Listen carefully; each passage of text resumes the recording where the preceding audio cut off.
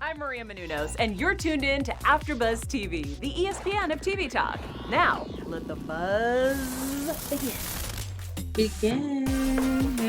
Hello. We missed you guys. Guys, welcome back. 90 Day Fiancé before the 90 days. We missed you. You know that we, as a company in unity, we're in support of Black Lives Matter, and we thought that was the forefront of everything we needed to talk about for the last little while. So I hope you guys are well and safe, and we are back to talk about the Tell-All Part 1 and 2, and hope you guys watched it. I'm Linda, and I'm joined by the lovely Ashley. Hey guys, hey 90 Day family, missed you guys. You know, I have to say that we have the best fans. We do. We took a bit of a break, but that didn't stop a lot of you from reaching out and just being like, hey, what's going on? And I support you. And how can I be an ally in this Black Lives Matter movement? And I just want to say that thank you, guys. I thank you for all that reached out. I thank everyone for what they're doing and using their voices however they're using it. It's amazing. It's really beautiful to see. Agreed. Yeah, you guys. So for the past few weeks, like Linda said, our network and our show, our 90 Day show, has been silent in effort to stand in solidarity with the Black Lives Matter movement. On May 26th, our nation was rocked. I know all of us were rocked with the video release of George Floyd's murder by a Minneapolis police officer. And his murder took place on May the 25th. And a couple weeks prior to that, we also saw the video release of the murder of Ahmaud Arbery. He was killed on February 23rd while jogging, and Breonna Taylor, who was also murdered by police while sleeping in her bed. And what these murders, along with countless others, have in common are that they're racially motivated. They're acts of hatred by certain community members or careless acts by the police. And just to kind of give you guys an idea of the severity of the issue, some recent stats released show that Black Americans are 2.5 times more likely than whites to be killed by police. And in 2019, 24% of all killings, 24% of all police killings were of Black Americans, when Black Americans just make up 13% of the US population. So that's about an 11% discrepancy. So just want to kind of paint that picture for you guys. The Black Lives Matter movement it intentionally builds and nurtures a community that is bonded together through a beautiful struggle that is restorative and not depleting, which is why we have decided to take a moment to highlight the excessive and senseless and unjust killings of Black men and women throughout our nation and our global community. This is in hopes to educate, bring awareness, and ultimately lasting change to our world. There are some 90 Day cast members who have taken this stance as well, and I wanted to kind of just highlight them, regardless of what we feel about who they are on the show and who they've represented themselves to be. I think it's noble that they've taken the time to use their platform to speak out on such an important issue. The first person I found on social media that spoke out, I saw this on Big Ed's Instagram page. He had been attempting to raise money for the NAACP empowerment movement. He posted that on his Instagram about a week or so ago. So shout out to him for that. Ashley Smith also spoke out on her IG page about the killing of George Floyd. And she's also been working to, Linda, I don't know if you've heard about this. She's been working to get a cast member of the Vanderpump Rules cast fired for making racist comments about Jay. Apparently, he said something along the lines of Jay's nose being bigger than his face. And Annie actually stood in solidarity as well for Blackout Tuesday, as did Yolanda. So we have some 90 Day members who are really speaking out and using their platforms for good. So I personally appreciate that. Linda, do you have anything to say about what you've noticed Um, so far on social media?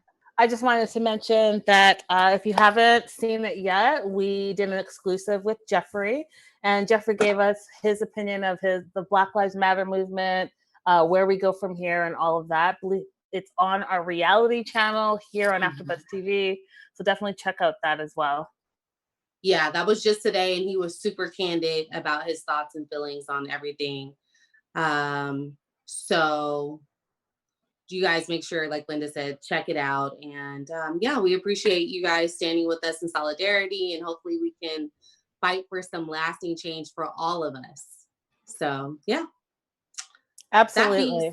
said, we can get to the fun part of the show, which is the rundown of all the couples from Yes. our tell-all part 1 and part 2. Linda, Man, so listen, I what spent, did you think? like, I spent 10 hours watching the uncut version. And I was Yeah. wondering how we were going to see this all unveil and how they were going to cut it and all of that. And, part 1, part 2, there's the part 3 that's airing today. There's a part 4 and 5.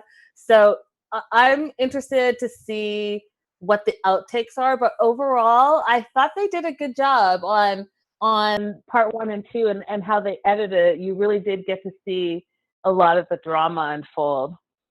I think they did too, just to see the translation from the 10-hour footage to the super dumbed down. I think we got the gist of everything that we needed to see. So I enjoyed it. It was messy. It was messy, and you know what? They definitely captured a lot of the messiness. They didn't get all of it, though. I have to say, like, we already know that baby girl Lisa is a hot mess. But I felt the tell-all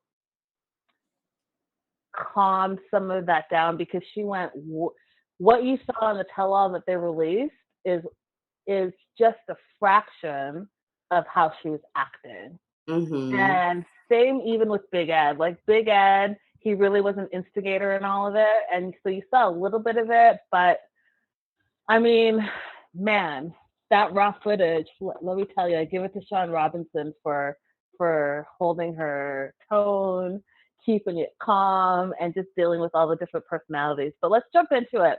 They started off with Ed and Rose. And Rose was really, really angry. Like, she was angry to tears. And, I felt for her, because I know that she had a translator, and we know that she speaks a little bit of English, but not a lot. And she really wanted to express herself. And I think in that frustration, you could tell that there was so much more that she wanted to say. But the biggest thing she was saying is that, Ed, you're a liar. You're a liar. You're a liar. You're a liar. What did you feel? I think they're both liars. I think they're the lying king and queen. I think they were both lying about certain things. I would say, this is what my spidey senses tell me. I don't have anything factual to back this up with, but this is just my intuition. I think Ed was lying when he was denying the allegations about the sex video call. I think that really happened. And his laugh about it, the way he laughed it off, was just so telling to me, like, okay, you're lying. And I think Rosemarie was lying when it was brought up that she wanted to get back with Ed, because she got way too defensive. What she was saying didn't, and I understand there's a language barrier, but still, what she was saying didn't line up with what facts were being presented or what receipts were being presented. So I think they both are guilty of lying. I think they're both guilty of using one another. And I honestly think I might catch some slack for this, so I'll take it. But I think that she's really using, the somewhat of the embarrassment that she went through with Ed to her benefit, and she's using that to kind of build a brand. So with them bringing out the receipts that she actually wanted to get back with Ed around Valentine's Day, that kind of goes against her brand. So that's why she was fighting that so hard. But I think they both lie. I think they both are guilty of using one another, and that's just that. That's my take on it. Okay, we'll go with that. I will say this. I think that Ed is a master manipulator. I think for the simple fact that he brought receipts, and some of those receipts, I personally think he got off of social media, especially the one with the two hands and the watches, and how he called her out for being in a relationship with a female. All that stuff. That stuff that we already knew about, we reported here on AfterBuzz TV. But I also think that the way he used it was a power move, and I just think that he's a master manipulator. She's in her 20s, he's in the 50s, he's been in the game for a long time, and you know, being single for 28 years plus, I think you're single for a reason, and I think part of that reason is because of who you are. And we even saw in the tell-all when the women started giving feedback, all Darcy and Avery and even Lisa, they were all going at him and telling him how he talks to women is wrong. And he even admitted that how he presented it, quote unquote, was could have been better. That in itself, I thought, you know what, just own up to your mistakes and stop being such a I had some choice words that I won't use since my mom is probably watching somewhere. But he was not the best, and I think that he should own up to the way he is and how he treats people and how he treats women specifically. Wanted to talk to you a little bit about how you felt about his daughter Tiffany and how she cried when she heard her own father say that he would give up his relationship with her in order to pursue a relationship with Rosemarie. Yeah. No, I think Tiffany was well within her rights to feel the way that she felt. I would be emotional about that too, especially now that we know and now that he knows that she was right, the whole time. So I'm not sure why he would, continue with that stance, but I think Tiffany handles her father well, and she knows what she's dealing with more than any of us. And I agreed with what most of what Tiffany was saying. And I think she got her dad together. She didn't take up for him on things that he was wrong about, but she also, I think, checked him with love, just like an adult daughter should be able to Yeah, do but with her father. I also think it was a light bulb moment for her because I think that you could tell that they've obviously gone through some things in their relationships um, with each other. But I think that she had a moment like, hey, you know what? My dad probably said all this stuff to me, and in the moment, he's changing his tune. And when he snapped on the waterworks, I was like, oh, see that, and I know I sound like a broken record, but that's manipulation there. You're Mm. like, oh, this and this, and Rose wanted to get with me, and I just wanted love, and I would do anything for love, and I'd give up my relationship, all this stuff. And then the daughter's like, wow, Dad, after everything we worked through, you would just give it up like that. And then he was like, I'm so sorry, I love you. Yeah. I was like, you know what? Stop it. Stop it. And again, own up to what you are and who you are. Like, I'm sorry, but you know, Big Ed, you had me. We interviewed you. We thought you were amazing, and now I just think, even with the Black Lives Matter stuff, I usually don't like comment crazy, but he was like in his hot tub or whatever, and it was right in the midst of the George Floyd thing. And I was like, is he tone deaf? And I said to him, you have this beautiful platform. Like, what are you doing to use what are you doing to use it for good besides like us seeing you in your hot tub talking about yourself? Mm-hmm. It's crazy.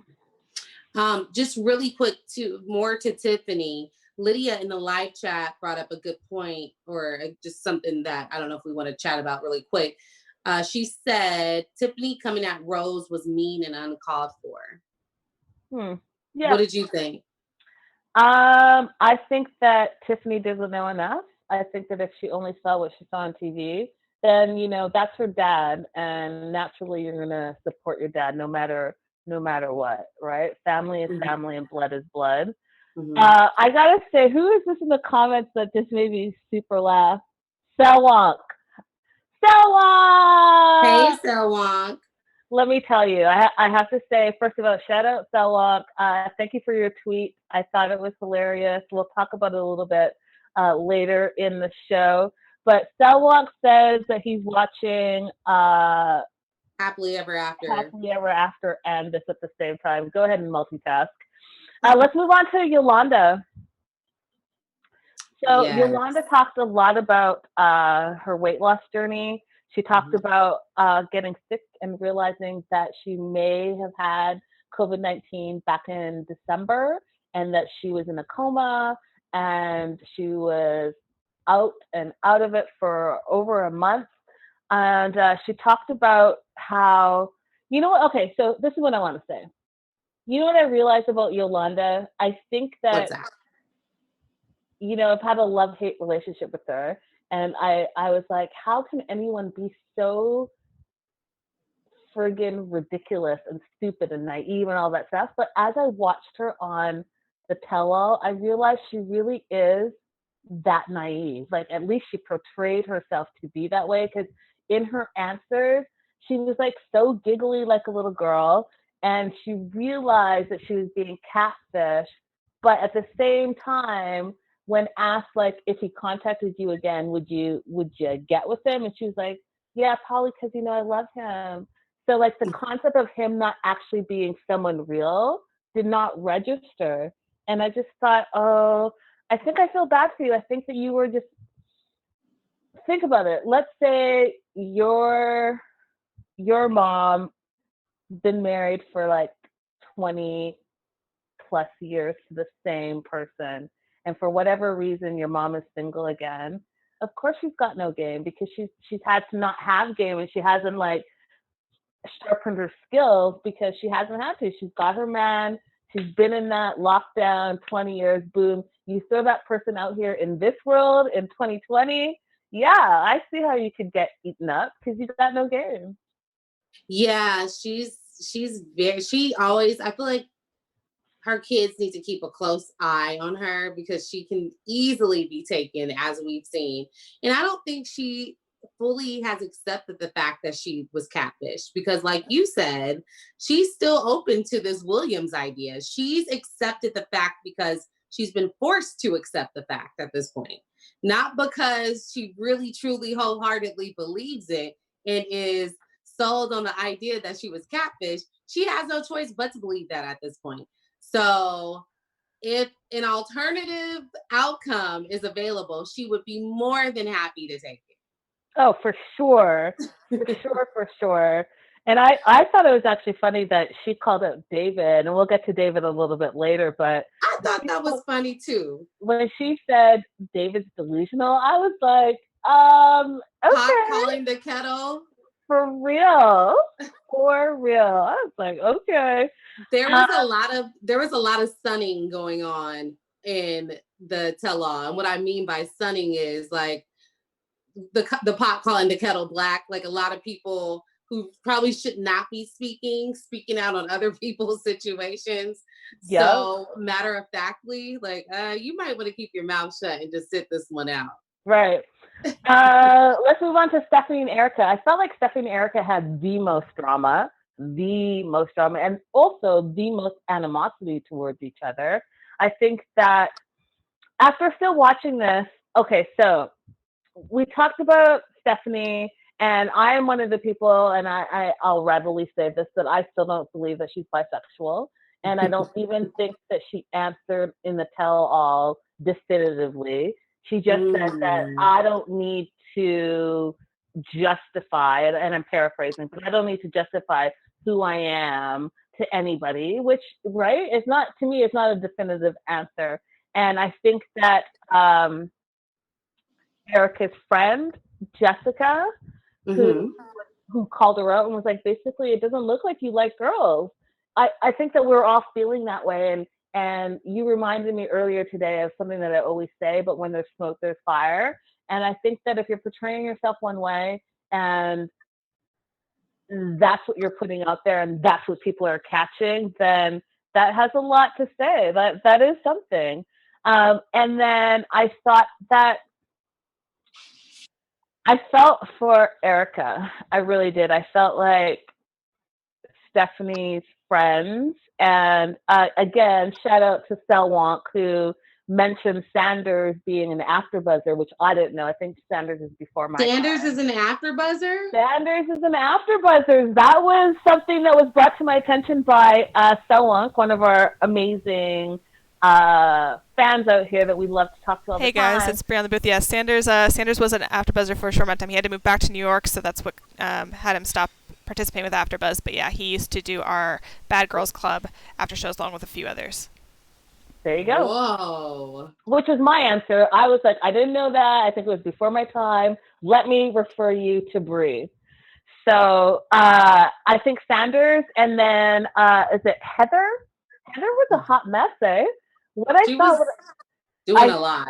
She was doing a lot. I think she was super faded, drunk off her ass, and I thought it was telling when she like chugged back her wine, and she's like, "I'm sorry, but I have a lot of stuff to get off my chest. It's 45 days with no work." I was like, "Oh, she's working through her own stuff here." Yeah, like we're not your therapists, right? You know? And we just need the tea from you. They cut them off like that. They're like, "Oh, something's not right." And even Stephanie was like, "You're scaring me." I was like, "Yeah, you're doing a lot right there, and you can't blame it on you it being Italian. I think you're just doing the most, and you might need a timeout." What did you think? I thought she was doing that for attention. I thought that she was trying to get as much camera time as possible. So she was drumming up the drama. She was trying to use that 90-day formula. Like, let me try to drum up as much drama in this moment so I can get as much camera time. That's all that was. I thought she was just being crazy though. She didn't even like, if you're gonna bring drama, like bring it. You know what I mean? Besides just yelling. I don't know. She was uncouth. She was uncouth, but I think that was the motivation behind it. Her execution, that was her decision, but I think that was the motivation behind it. Annabelle says Sanders was campaigning to be on Pillow Talk with Steph. I don't know about that. You know what? That's a good point. Sanders and Heather. Mm-hmm. What was your take? Like, what was your takeaway between Stephanie and Erika? Like, I do feel like Erika really was in the moment, and I felt like she was absolutely hurt by it. And it was telling when she said that, I was told that I could come on and finally tell my side. And Stephanie was able to turn it and flip it on her again, which is something that she is easily able to do, is like, hey, you know what? You did this to me, and you did this to me, and my illness and my feelings and my. I was like, oh, yeah, this is really not a good look for either of them. But I did feel more empathy towards Erika. Yeah, I thought that they were both a bit of a hot mess, but I think if I had to pick a team, it would be Team Erika. Yeah. They're just a lost cause. Like they don't get along. There's no finding a middle ground, no finding any kind of agreement between the two of them. And I did feel for Erika when she was crying, because I felt like she genuinely wanted to tell her truth. Yeah. She wanted to speak her piece and have a sense of closure. And what I got at the end of their segment was she didn't get that. And she felt like that moment was stolen from her. Yeah, I agree with you 100%. Yeah. I think that she'll just have to kind of come to some kind of resolve about it and move on. And go ahead. No, I was just going to say, I got from her that she was really in it to be in it. And I think that that's why she was still in her feelings. And I think that Stephanie was able to get over it because, like, apparently get over it, just from what I'm seeing, is because she wasn't really in it in the beginning. Do you know what I mean? So if you go in it for a specific reason and you're not who you say you are. And you come and say that you're not who you say you are from being online and who she met, then yeah, you're easily going to be able to move on and have time to think about what's your next good move. So I just thought it was a terrible situation for all of them. I really did. Facts. Let's move on to Tom and Darcy. This was actually one of my favorite parts. So Tom and Darcy are playing nice in the beginning, and then the wheels fall off, and I was here for it. So let me just say this before you go on. I was proud of how Darcy handled it right at the beginning. I thought she was being very diplomatic and nice. Considering the situation. I agree with you. I thought Darcy handled the whole tell-all very well. I thought her answers were on point. You could see her come a little bit unglued when Tom was saying how things could be different, and they made some notes. So they're both being very cordial towards each other. Hope you're well. Hope your family's well. You're doing well during this pandemic. Blah blah blah. We got the niceties out of the way, and then Tom was asked by Sean, why did you go to New York? Did you go to New York to break up with Darcy? And he was like, well, I don't know what I wanted, and I went there to see. And he was like, when he said, if Darcy had said, hey, I know you're cheating on me and I'm not okay with it and I want you to be with me, my literal note was, why is it Darcy's responsibility to call him out on his BS about Shannon and being with Shannon in order for her to keep him? That's my note. Why was that Darcy's responsibility? You know you were cheating. You know you were in a relationship. Why should Darcy have to tell you about your cheating in order for you to stay with her? That's ridiculous nonsense. Didn't make any sense to me. And then guess what happens? I'm just going to go full circle.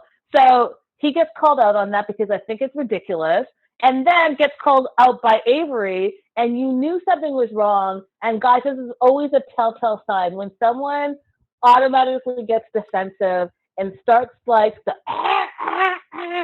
and you think, whoa, where's this coming up from? It's out of nowhere. It doesn't make any sense. It's because they're about to get caught in a lie.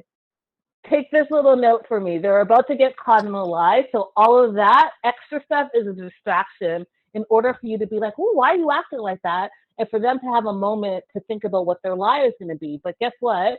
He wasn't able to do that because he's there live on TV with everyone involved. So he leaves, gets his cigarette, comes back and smokes on air because he knows he's about to get called out. And he got called out by Avery. This dude contacted me, asked me for a date, and guess what? Not only did he ask Avery out, but he also asked out Stephanie. And I was like, see, and I was watching Darcy's face in it, and I was like, see, this is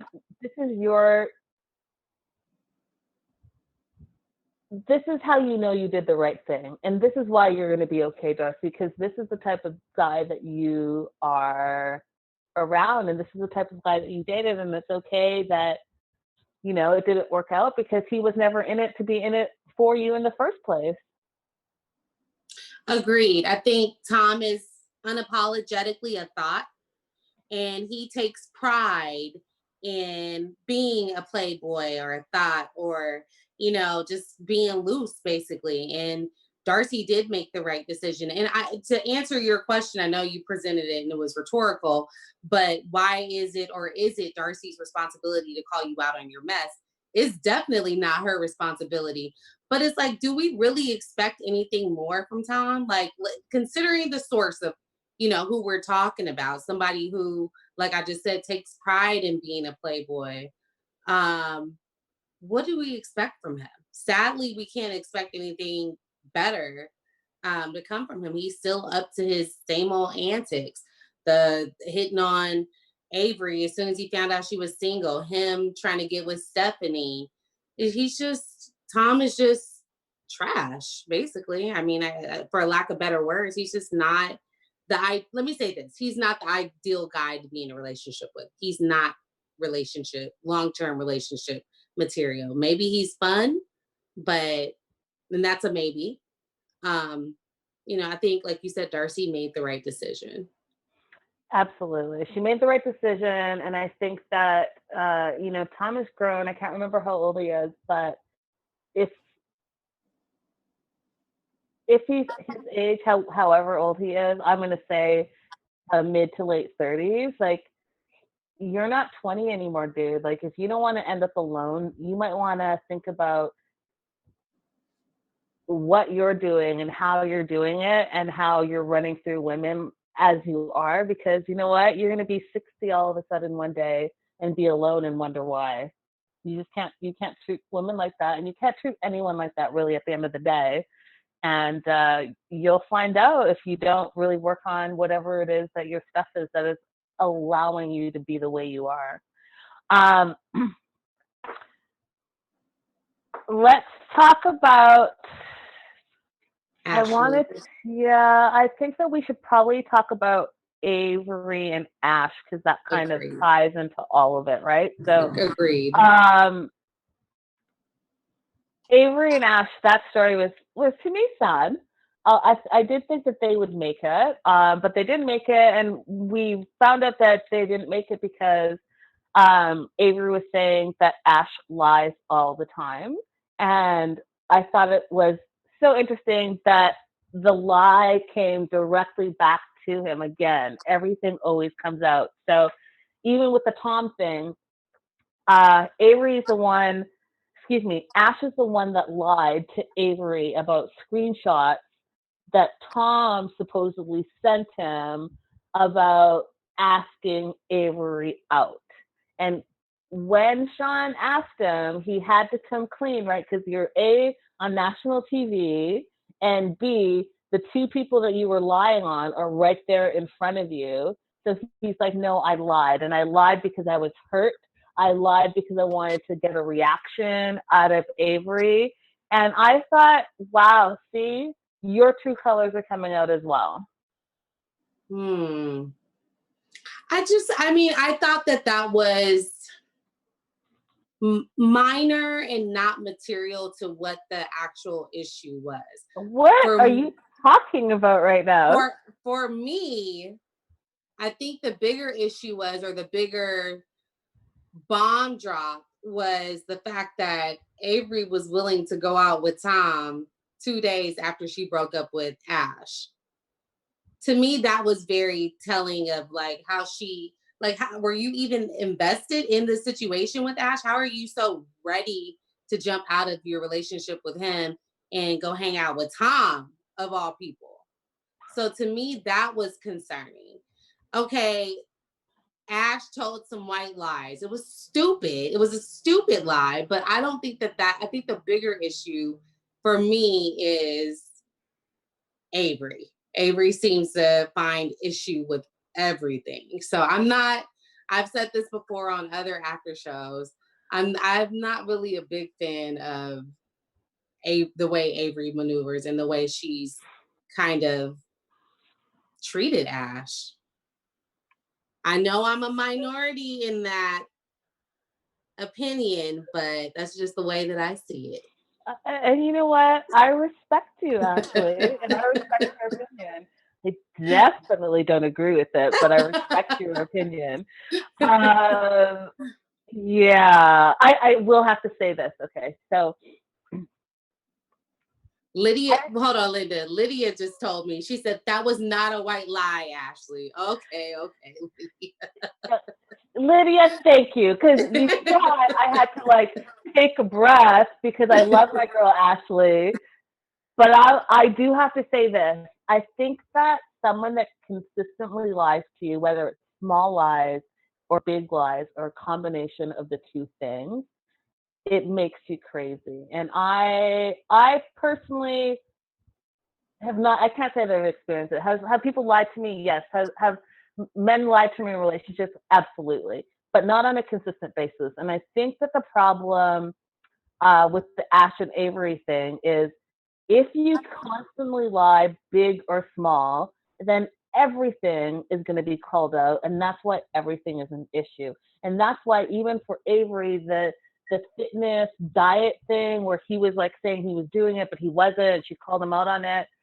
It was a bigger deal because it's not about the diet. It's not about the screenshots. It's about the lie. How can I ever trust anything that you're saying because you're constantly lying? And that's not okay. Now, as far as you saying Avery being willing to go out with Tom 2 days after breaking up with Ash, I agree with you there. I think that we've all been in long-term relationships. I'll say this.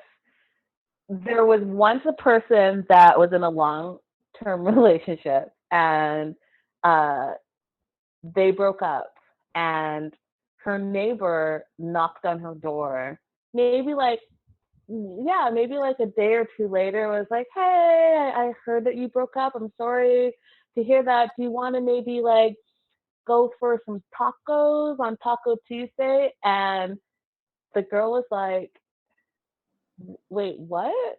What do you know? Like, she was not in that mindset. So I think that what, to your point, if you were totally in it, then being asked out would be very confusing to you because you're still like grieving your relationship a little bit and not in the mindset to entertain anything else. So I agree with you on that point.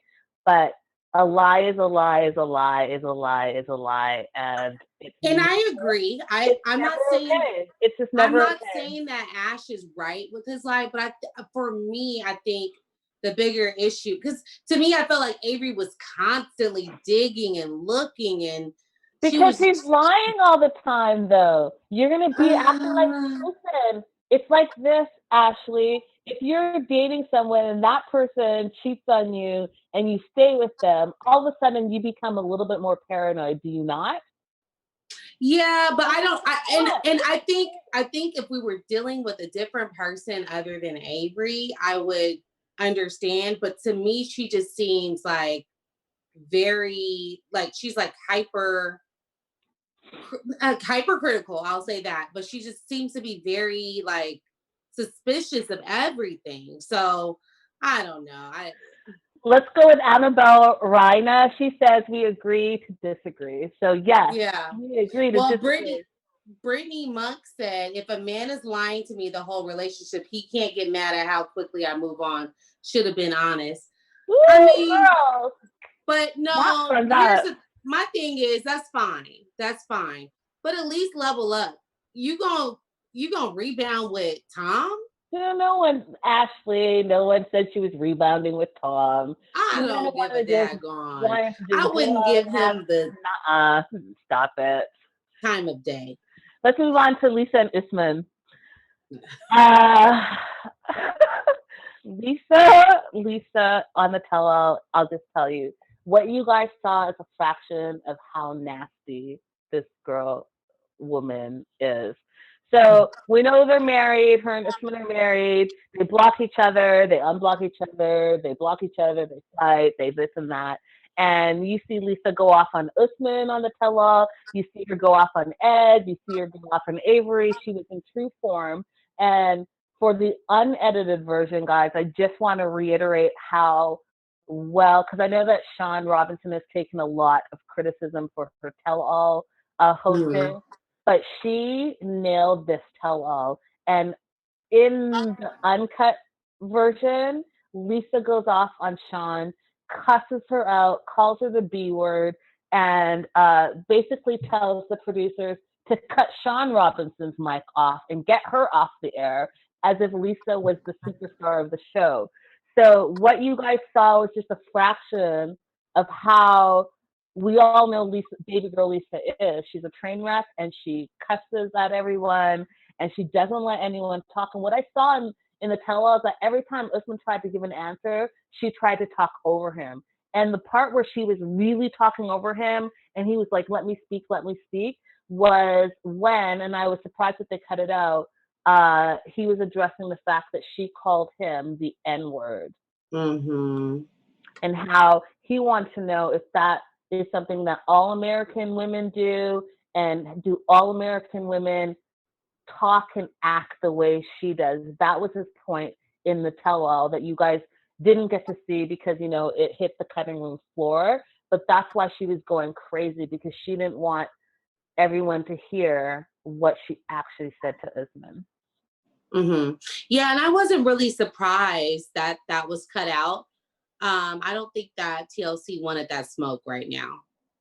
I think they understood this.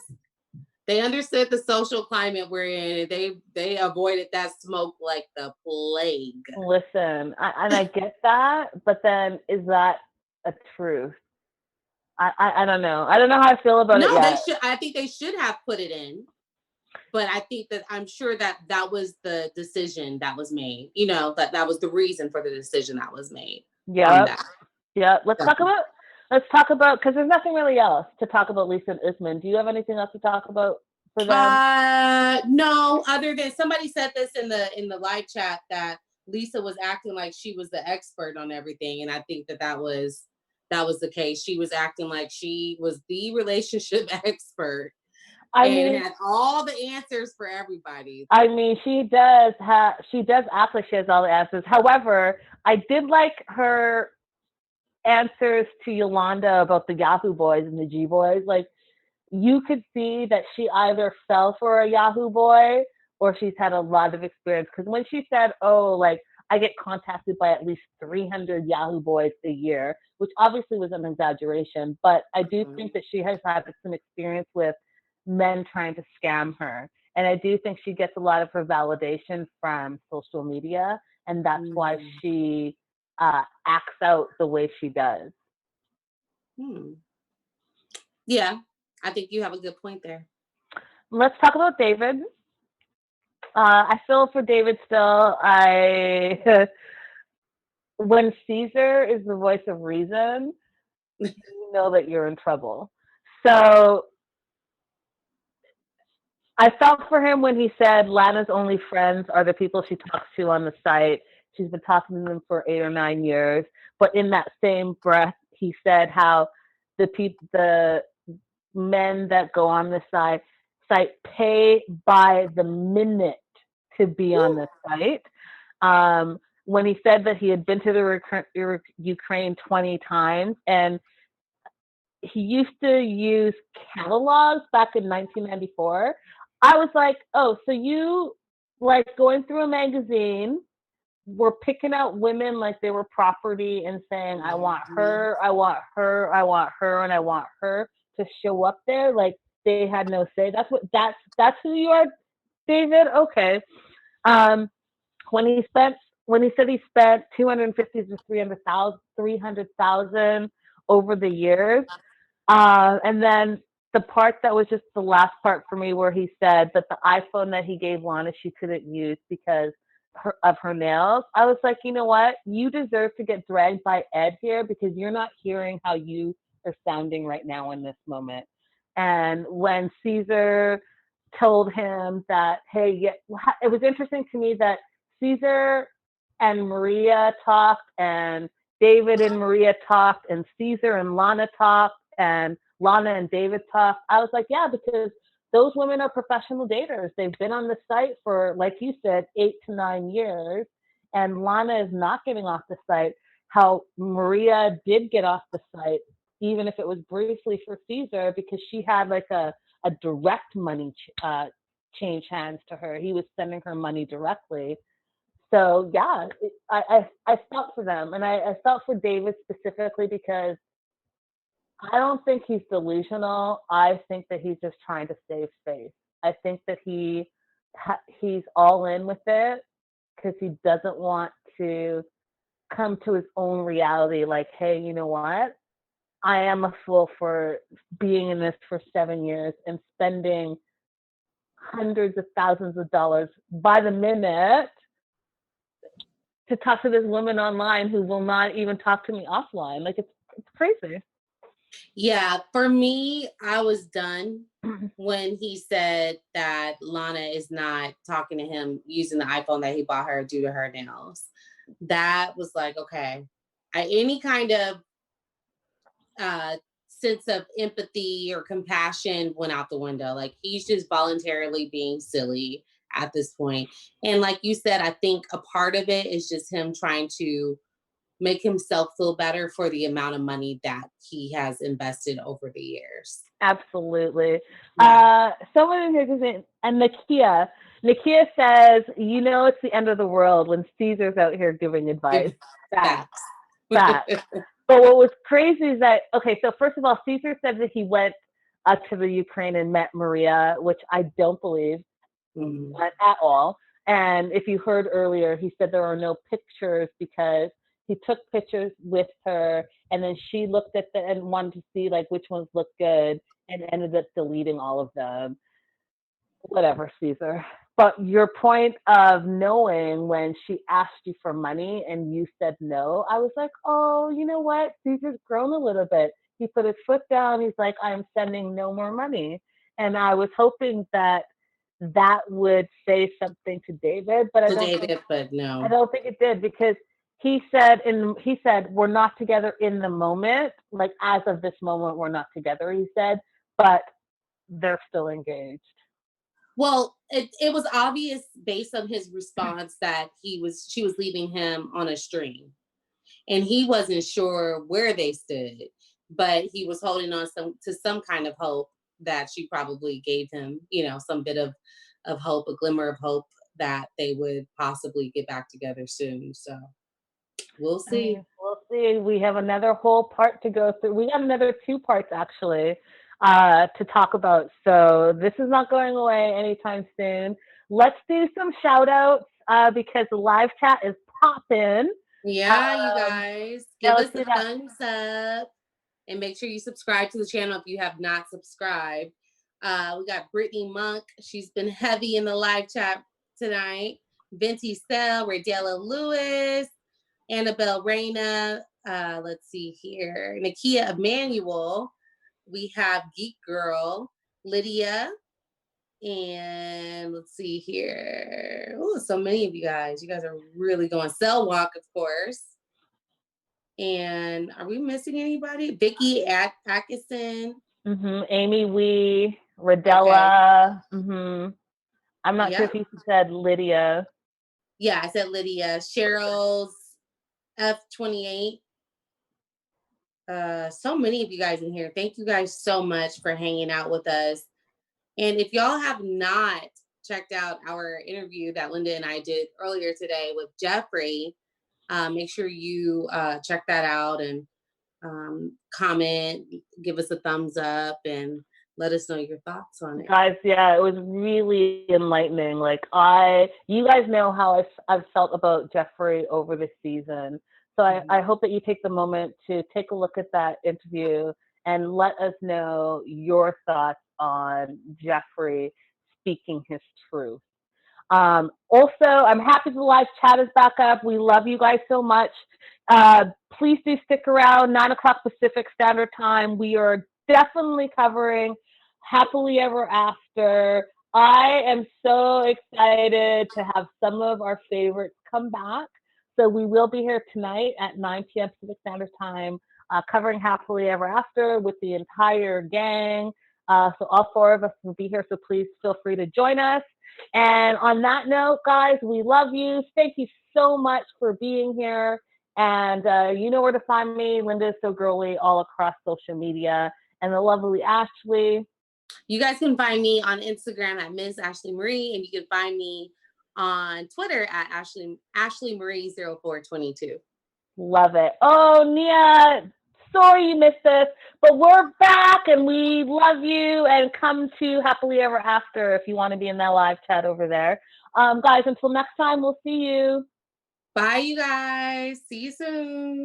Our founder, Keven Undergaro, and me, Maria Menounos, would like to thank you for tuning in to AfterBuzz TV. Remember, we're not just the first, we're the biggest in the world, and we're the only destination for all your favorite TV shows. Whatever you crave, we've got it. So go to AfterBuzzTV.com and check out our lineup. Buzz you later. The views expressed herein are those of the hosts only and do not necessarily reflect the views of AfterBuzz TV or its owners or principals.